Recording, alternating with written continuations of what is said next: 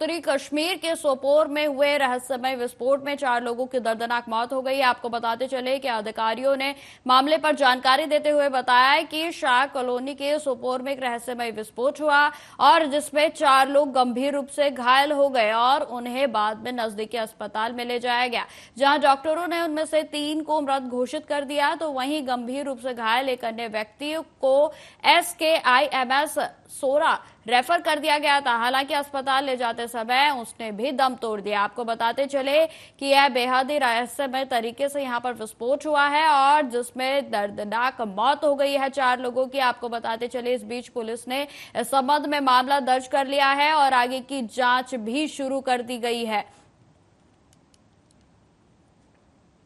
तो आपको बता दें, ये जो हम तस्वीरें हम आपको दिखा रहे हैं ये कश्मीर के सोपोर के हैं, जहां पर एक रहस्यमय तरीके से विस्फोट हुआ और जिसके बाद ये जो तस्वीरें हम आपको दिखा रहे हैं ये अस्पताल की दिखा रहे हैं, जहां पर अफरा तफरी का माहौल मच गया। आपको बताते चले कि आनन फानन में चारों जो घायल हुए थे उनको अस्पताल में भर्ती कराया गया, जहां पर 3 को तुरंत ही डॉक्टरों के द्वारा मृत घोषित कर दिया गया और वहीं एक अन्य युवक जो था उसके हालात को देखते हुए उसे रेफर किया गया। हालांकि रेफर करने के बाद बीच में ही रास्ते में ही उसने भी दम तोड़ दिया। तो आपको बताते चले कि इस जो ये घटना हुई है इसमें अभी तक 4 लोगों की मौत की पुष्टि कर दी गई है। आपको बताते चले कि विस्फोट किस तरीके से हुआ, क्या कुछ इस पर अपडेट है, वो अभी तक जो है फिलहाल सामने नहीं आया है और जिसमें अभी तक यही कहा जा रहा है कि बेहद ही रहस्यमय तरीके से ये विस्फोट हुआ और जिसमें 4 लोगों की दर्दनाक मौत हो गई है।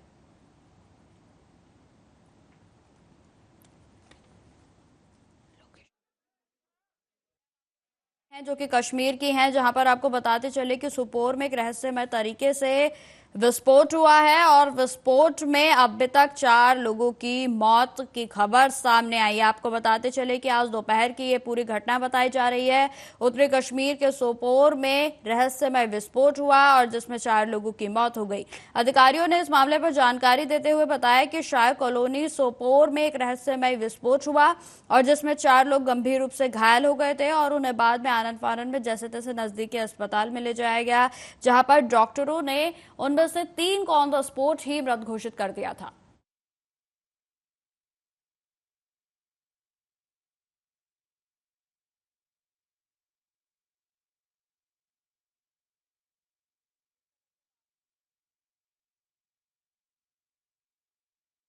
तो आपको बताते चले कि गंभीर रूप से घायल एक जो अन्य व्यक्ति था उसको भी आनन फानन में रेफर कर दिया गया, लेकिन हालांकि अस्पताल ले जाते समय उसकी भी दर्दनाक मौत हो गई।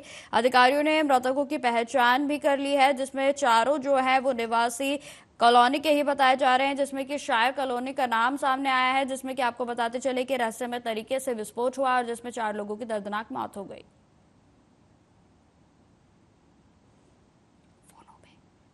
इस खबर पर अधिक जानकारी के साथ हमारे साथ संवाददाता अजहर जुड़ गए हैं। तो अजहर, जिस तरीके से रहस्यमय तरीके से विस्फोट हुआ है, क्या कुछ ताजा अपडेट है आपके पास? अजय, देखिए, ये उत्तरी कश्मीर के सोपोर इलाके की बात है। आज बैठक दोपहर जो है वहां पे एक कबाड़ी की दुकान है सोपोर इलाके में, तो वहां पे जो है वो अनलोड कर रहे थे, ट्रक से वो कबाड़ उतार रहे थे। तो इसी दौरान जो ये सामान उतार रहे थे तो वहां पे एक बड़ा विस्फोटक हुआ, जिसके नतीजे में वहां पे मौजूद अफराद थे 4 अफराद जो काफी गंभीर रूप से जो वहां पे घायल हुए। हालांकि उनको जो सब डिस्ट्रिक्ट हॉस्पिटल सोपोर है वहां पहुंचाया गया और उनमें से जो है 3 की मृत्यु जो है सब डिस्ट्रिक्ट हॉस्पिटल सोपोर में हुई और एक को जो है वहां से श्रीनगर सिकिम्स रेफर किया गया था। वो रास्ते में ही जो है सिकिम्स हॉस्पिटल पहुंचने से पहले ही उनकी जो है मृत्यु घोषित हो गई। तो इस हवाले से पुलिस ने इस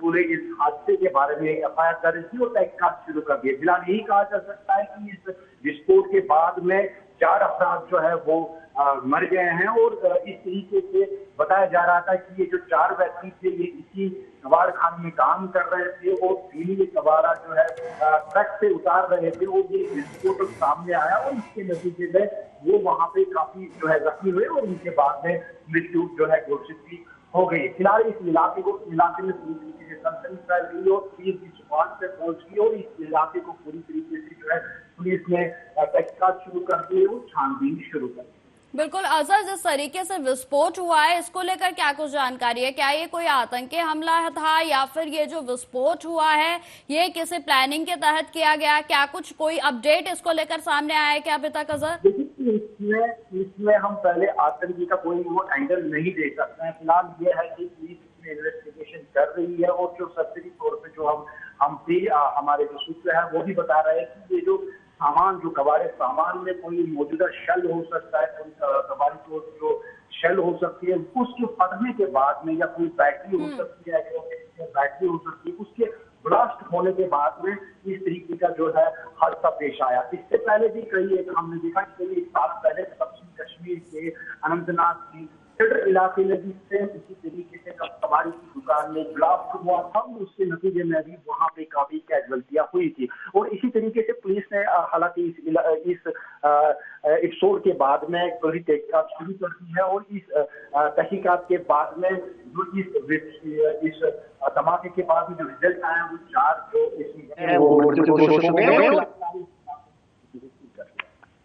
जी अजहर, जिन लोगों की दर्दनाक मौत हुई है क्या उनकी पहचान हो चुकी है? जी बिल्कुल, उनकी पहचान हुई है। वो बिल्कुल इसी कबाड़ी जो दुकान है वो इसी के अंदर काम भी कर रहे थे। कुछ एक जो है इनके रिलेटिव है जो काम करने वाले हैं, बिल्कुल लोकल है वहाँ के जो सोपोर के निवासी है और उनकी जो एज है तकरीबन नौजवानी है, 20 से 30 जो है इन चारों की जो उम्र है वो बताई जा रही है। फिलहाल इनको जो शव को है नवाबगंज के हवाले कर दिया गया है। मुझे चल रही है, पुलिस की मौके पे है और इस पूरे घटना के बारे में पुलिस अभी इन्वेस्टिगेशन कर रही है। फिलहाल कहना कबल वक्त होगा क्योंकि पुलिस ने अभी अपना जो है प्रेस वार्ता या हम यूं कहेंगे प्रेस रिलीज जारी नहीं किया है। फिलहाल ये कह सकते हैं कि एक हुआ है और इसके बाद में 4 जो जाने हैं वो तलब हो गई। बिल्कुल, तो कश्मीर में जिस तरीके की ये तस्वीरें सामने आई हैं बेहद भयावह हैं, जिसमें कि आपको बताते चले कि 4 लोगों की दर्दनाक मौत हो गई है। रहस्यमय तरीके से इसमें विस्फोट हुआ। हालांकि आपको बताते चले कि जिन 4 लोगों की मौत हुई है उनकी शिनाख्त भी हो चुकी है और उनके शवों को भी जो परिजन है उनको सौंप दिया गया है। वहीं आपको बताते चले कि इस पर जो अभी तक जानकारी सामने आ रही है उसके अनुसार यही बताया जा रहा है कि ये जो सभी रिहायशी इलाके के ही लोग थे और जो विस्फोट हुआ है वो बेहद ही रहस्यमय तरीके से हुआ और एकदम से विस्फोट हो गया, जिसकी चपेट में आने से 4 लोगों की दर्दनाक मौत हो गई। हालांकि आपको बताते चले कि तीनों को जो जिस समय यह विस्फोट हुआ था तो आनन फानन में अस्पताल में भर्ती कराया गया, लेकिन जो 3 लोग थे उसमें 3 युवकों ने मौके पर ही दम तोड़ दिया था। और लगातार हमारे साथ अजहर बने हुए हैं। अजहर, इस पर मामले पर कोई आधिकारिक बयान क्या अभी तक किसी का सामने आया है? जो ही ये एपिसोड हुआ तो इसके बाद में जिस तरीके से जो वहाँ पे घायल व्यक्ति थे उनको आनंद फानन हॉस्पिटल पहुंचाया गया। हालांकि आपके साथ वाकया पेश आया और इसके बाद लेकिन इसके तुरंत बाद ही जो ही वहाँ पे विस्फोट हुआ तो पुलिस भी सुपार्ट में पहुंच गई और वो अपनी इन्वेस्टिगेशन जो है जारी रखे हुए और इस मामले के बाद में उन्होंने भी बाकायदा तौर पर एफआईआर दर्ज कर दी और इस पूरे मामले की कर रहे हैं कि किस तरीके का ये विस्फोट था, ये विस्फोटक था और क्यों ये सामने आया और इस तरीके से पुलिस भी इस पूरे इस घटना के बारे में छानबीन कर रही है। बिल्कुल अजहर, सिक्योरिटी को लेकर किस तरीके के इंतजाम जो है वो अब किए गए हैं? क्योंकि देखिए जिस तरीके के हालात इन दिनों जम्मू कश्मीर में बने हुए हैं, एक तरफ तो आतंकी हमलों से लगातार जम्मू कश्मीर जो है जूझ रहा है और इस बीच इस तरीके से रहस्यमय तरीके से विस्फोट हो जाना, तो कहीं ना कहीं जो आप सुरक्षा को लेकर क्या कुछ इंतजाम जो है वो किए गए हैं? में विस्फोट की बात करें तो ये धमाका हुआ है, इसको हम आतंक की नजरिया से नहीं देख सकते हैं क्योंकि ये ब्लास्ट जो है एक वाड़ी की दुकान में हुआ है और इसकी सिक्योरिटी से थोड़ा दूर ही रखे। लेकिन कुल मिला के अगर हम सिक्योरिटी सिनेरियो के हवाले से बात करें, पूरे जम्मू कश्मीर में सिक्योरिटी सिनेरियो के हवाले से बात करें, जम्मू कश्मीर पर्टिकुलरली जम्मू क्षेत्र जो हमने भी रिसेंटली देखा काफी बॉयल है आतंकी हमले के बाद में। जो जिस तरीके से सिक्योरिटी फोर्स जो है अभी डोडा में लगे, जिस तरीके से सिक्योरिटी फोर्सेस अभी राजौरी में जो अपने कैशो सर्च ऑपरेशन अभियान चला रहे हैं और एक एक को चुन चुन के वहां पे देख रहे हैं कि मिलिटेंट की गतिविधि क्या है। हालांकि जो हमने देखा कि कुछ OGWs या जो भी आतंकी कंट्रैक्ट में है उनसे पूछताछ की जा रही है, हर एक व्यक्ति से पूछताछ की जा रही है, क्योंकि एक तरफ से अमरनाथ यात्रा जो अपनी चरम सीमा पे है, वहां पे भी जो है जो यात्रियों का जत्था है वो रवाना हो रहा है, और इसके साथ साथ कांवड़ियों का भी हमने देखा जत्था वो भी चल रहा है। इस हवाले से हमने देखा कि रास्ते में जगह जगह पे एक तो नाके हैं, सिक्योरिटी के जो कड़े इंतजाम किए गए हैं, दूसरे हवाले से वहां पे लंगर का भी एहतमाम किया गया है। खासकर जो पहाड़ी क्षेत्र वाला इलाका है NH-44 जहां से ये यात्री गुजर कर रहे हैं, तो वहां पे भी हमने देखा चाहे चंद्रकोट की बात करें या नाशी टनल के आर पार जो वहाँ बहुत सारे जगहों पे जो है खाने पीने की व्यवस्था भी रखी गई है, खुसूसन यात्रियों के लिए। इस हवाले से चाहे हम एडमिनिस्ट्रेशन की बात करें या सिक्योरिटी सिनेरियो की बात करें, हर एक ने जो है अपने तरीके से हर एक क्षेत्र पे नजर रखे हैं। ठीक है सर, तमाम जानकारी के लिए आपका बहुत बहुत धन्यवाद। तो जिस तरीके से आपको बताते चले कि कश्मीर में आज ये तस्वीरें देखने को मिली जहां पर सोपोर में एक रहस्यमय तरीके से विस्फोट हो गया और जिसमें 4 लोगों की दर्दनाक मौत हो गई। इस वक्त की बड़ी खबर का रुख करते हैं फिलहाल, जो कि दिल्ली से आ रही है। आपको बताते चले कि दिल्ली के IAS कोचिंग का हादसे से जुड़ी बड़ी खबर हम आपको इस समय बता रहे हैं, जिसमें कि मृतका तान्या सोनी का शव जो है वो उनके पैतृक गांव पहुंच गया है। आपको बताते चले कि नबीन नगर जो है ये शव पहुंचा, जहां पर शनिचर बाजार के पास जो है उनका पैतृक आवास है, जहां पर तान्या का शव जो है वो फिलहाल पहुंच चुका है। तान्या के माता पिता भी पहुंचे हैं, क्योंकि देखिए जैसे ही तान्या के जो मृत्यु की खबर जो है उसके परिवार वालों को लगी थी, तो वो तुरंत ही दिल्ली के लिए रवाना हो गए थे और दिल्ली में ही थे। और अब जो है जो तान्या का शव, जो कि आपको बताते चले कि जो कोचिंग सेंटर में पानी भरने के दौरान 3 बच्चों की मौत हो गई थी, उसमें एक तान्या भी थी, और अब तान्या का शव उनके पैतृक गांव पहुंच गया है, और जहां उसके माता पिता भी शव के साथ अपने पैतृक गांव पहुंच गए हैं। आपको बताते चले जैसे ही सभी को इस बात की जानकारी लगी कि अब तान्या इस दुनिया में नहीं रही है, तो परिजनों का तब से ही रो रो कर बुरा हाल है। एम्बुलेंस के द्वारा सड़क मार्ग से तान्या का शव जो है वो पहुंचाया गया है। कोचिंग में पानी भर जाने की वजह से तान्या की मौत हो गई थी और मौके पर स्थानीय विधायक डब्लू सिंह भी पहुंचे हुए हैं। तो इस वक्त की बड़ी खबर हम आपको बता रहे हैं। जानकारी के साथ हमारे साथ मंटू जुड़ गए। तो मंटू, जिस तरीके से दर्दनाक मौत हो गई थी 3 छात्रों की और उसमें एक शव औरंगाबाद की तान्या का भी था, तो क्या कुछ ताजा अपडेट है आपके पास? जी निकिता, जो मैं बता दूं कि औरंगाबाद के और नबीनगर जिले औरंगाबाद जिले के नबीनगर में जो पड़ता है और वहीं का निकिता वो है तान्या, जो दिल्ली के हादसे में वो 3 की मौत हो गई थी। जो औरंगाबाद की एक बच्ची है, जो आज इसका डेड बॉडी अभी कुछ ही देरी में 100 पहुंचा है, और इसका 100 पहुंचने ही के बाद यहाँ के आसपास में चाहे परिजनों हो रो रो कर बुरा हाल है। जी निकिता। मंटू, बिल्कुल बहुत ही ज्यादा हृदय विदारक जो है ये घटना हुई है। फिलहाल परिवार वालों का हाल तो हम खुद ही जानते हैं कि वो बेहद ही बेहाल होंगे, लेकिन मैं आपसे जानना चाहूंगी कि जिस तरीके से तान्या जो है दिल्ली गई थी, पढ़ने के लिए गई थी, उनका जो पारिवारिक माहौल है वो किस तरीके का है? अगर उनके आर्थिक स्थिति की बात की जाए तो क्या कुछ उनके परिवार वालों की आर्थिक स्थिति है?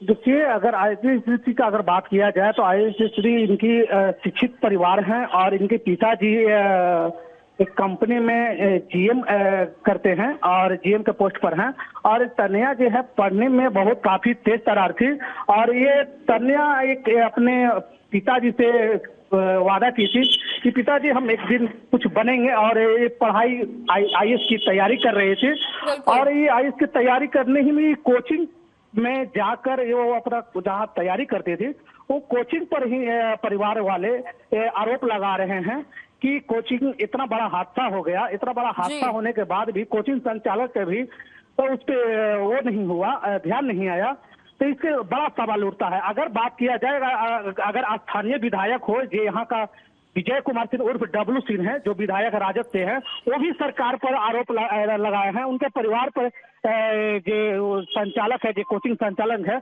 उनसे भी ये बात बोले हैं, सरकार को भी बोले हैं कि सरकार पर ऐसा घटना घटा है दिल्ली में। ये माने दिन दहाड़े, माने एक तरह से समझिए कि घटना जो घटा है, लोग आफत है। मैंने समझिए कि दुख के घड़ी में वो बोले कि सरकार इस पे कड़ी निर्णय लेना चाहिए सरकार को, क्योंकि ये आज एक घटना कोचिंग संचालक में हुआ, ऐसे बहुत सारे कोचिंग संचालक है कि खुला रहता है, उस पर कोई सरकार का ध्यान रहता है, नहीं प्रशासन का ध्यान रहता है। बिल्कुल मंटू जी, इसमें सोचने वाली बात है कि जो कोचिंग सेंटर होते हैं इनकी फीस इतनी भारी होती है और सुविधा के नाम पर ये क्या दे रहे हैं, कुछ नहीं है।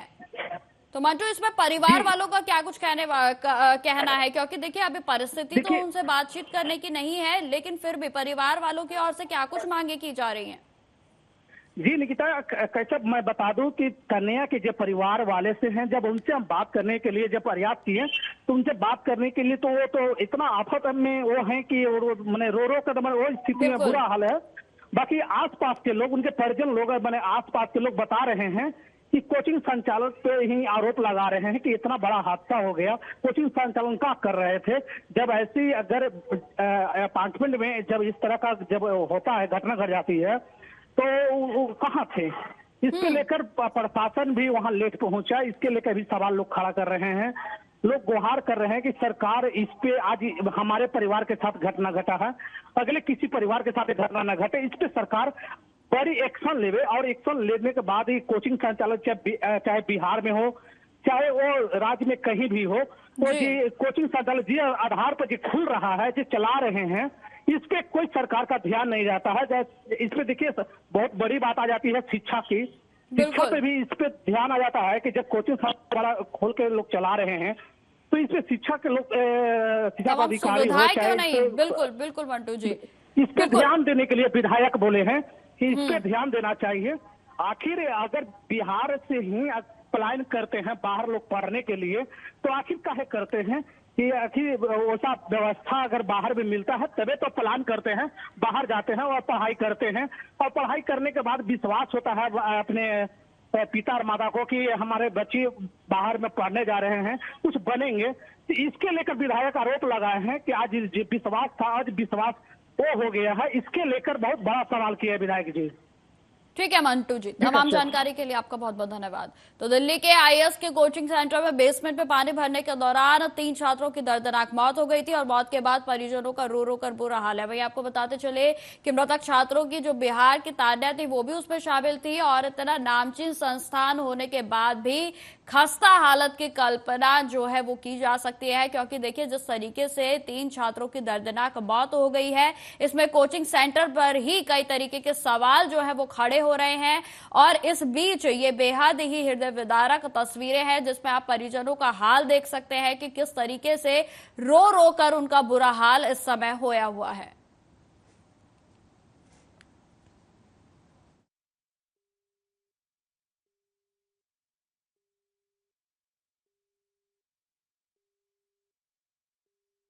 तो जिस तरीके से लगातार दिल्ली के ओल्ड राजेंद्र नगर स्थित यूपीएस कोचिंग सेंटर का मामले ने तूल पकड़ा हुआ है, जिसमें कि आपको बताते चले कि पानी भरने की वजह से विद्यार्थियों की मौत हो गई थी, और जिसपे अब जो कार्रवाई है वो लगातार की जा रही है। आपको बताते चले कि ओल्ड राजेंद्र नगर में बुलडोजर के द्वारा नालों पर अतिक्रमण हटाने का कार्य भी जारी है। घटना पर एमसीडी कमिश्नर अश्वनी कुमार ने जानकारी देते हुए बताया कि यह बहुत ही दुर्भाग्यपूर्ण घटना है और इसमें हमने 2 से 3 मोर्चों पर काम किया है।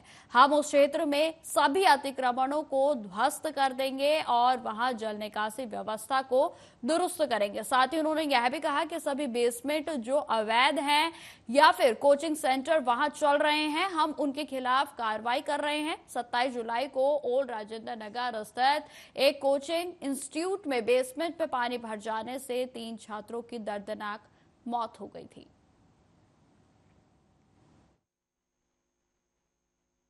उसको कवर कर दिया था, जिसके कारण उसमें पानी जाना भी दूभर था और उसका क्लीनिंग भी करना है जी। तो उसको हमने लगा दिया है कि वो सभी इंफोर्समेंट को डिमोलिश कर दिया जाए और उस ड्रेन को रिकवर किया। ये एक सिस्टमेटिक चीज़ है, सिस्टमिक चीज़ है जिस पे हमने कार्रवाई की है जी। दूसरी कार्रवाई ये की है कि जो बेसमेंट्स इलीगल है जी और जो सिक्योरिटी एंड सेफ्टी के लिए थ्रेट हैं जी, उनकी भी कार्रवाई जी स्टेप अप कर दी जी। पिछली शाम को करीब 3 बेसमेंट सील कर दिए थे और वो सीलिंग की कार्रवाई जारी है। और कोचिंग इंस्टीट्यूट ऐसे यही नहीं था, हमें ये पता चला है कई जगह ऐसा है जहाँ पे बेसमेंट या तो कम्प्लीटली इलीगल है या बेसमेंट किसी दूसरे पर्पज के लिए है, लेकिन उसको कोचिंग के हैसियत से यूज कर रहे हैं बच्चों को। जी, उनके खिलाफ हम एक्शन ले रहे हैं। जी, एक मिनट भाई। तीसरा ये है जी कि जो इसमें मेंटेनेंस इंजीनियर थे, जी, उनके जिम्मेदारी होती है कि वाटर लॉगिंग को कंटेन करना, हाँ। उनके खिलाफ भी हमने एक्शन लिया है। जी, जेई था उसको टर्मिनेट कर दिया है और जो लीड है हाँ। उसको हमने सस्पेंड किया। सर की क्या सिचुएशन है सर, उसको लेकर अलग अलग डेटा आ रहा है। सौरभ भारद्वाज एक वीडियो जारी कर रहे हैं कि अधिकारी बात नहीं मानते। डिसल्टिंग का डेटा हमारे पास है, we can share it with you. MCD दो तरीके की डिसल्टिंग करती है। एक तो डिसल्टिंग आउटसोर्स है, 4 फुट के ऊपर की ड्रेन है जी, उसके नीचे की ड्रेन सफाई कर्मचारी इन हाउस के थ्रू करते हैं। उसमें डेटा है कि कितना डिसल्टिंग इस बार हुई है, जी, क्या हमारे पूरे साल का प्लान है। जी, इस राजेंद्र नगर के केस में जैसे मैंने बताया कि जो स्ट्रॉन्ग वाटर ड्रेन है अराउंड साइड रोड, वो कम्प्लीटली कवर थी। और ये समस्या थी दिल्ली में कई जगह है कि लोग ड्रेन से स्ट्रॉन्ग वाटर ड्रेन को कवर कर लेते हैं, इन्फोर्समेंट कर लेते हैं। सर वो बड़ा भारी एक मुश्किल है। सर इसमें एक और बात है कि इससे पहले मुखर्जी नगर इलाके में आपको याद हो आग लगी थी जिसमें छात्र कूद कर अपनी जान बचा रहे थे। इसके बाद राजेंद्र नगर का मामला आया। ये दो बड़े हब हैं कोचिंग सेंटर्स के, तो बहुत सारे इनलीगल कोचिंग सेंटर चल रहे हैं जो इसमें एमसीडी की परमिशन उनके पास नहीं है, फायर की एनओसी तक उनके पास नहीं है। कोई बेसमेंट में स्टोरेज का बनाता है जैसे ये एग्जाम्पल, और लाइब्रेरी या क्लासेस वगैरह वहां चल रही है। तो उसके लिए क्या कोई स्पेशल टास्क फोर्स को गठित किया मेजर इसमें कुछ एक्शन? एक तो इन्फोर्समेंट का इशू है जी, जो कि कार्रवाई चल रही है जी, और कुछ कार्रवाई जैसे आपने बताया जो करीमनगर में ये हुआ था हादसा, हाँ, कर हुई थी और इसको हम स्टेप करेंगे। जी, एक चीज ये भी हमें दर्शाता है, ये कोचिंग का रिक्वायरमेंट एक्चुअली दिल्ली में मिली है। जी, मतलब लोग दूसरे क्षेत्रों से आकर के यहाँ पे पढ़ते हैं बच्चे, तो कई जगह है, जी, करीमनगर है, यहाँ है, जी, IIT दिल्ली के पास है, दूसरी जगह। तो फिलहाल इस बुलेटिन में इतना ही। देश दुनिया की तमाम खबरों की जानकारी के लिए बने रहे हमारे साथ। नमस्कार।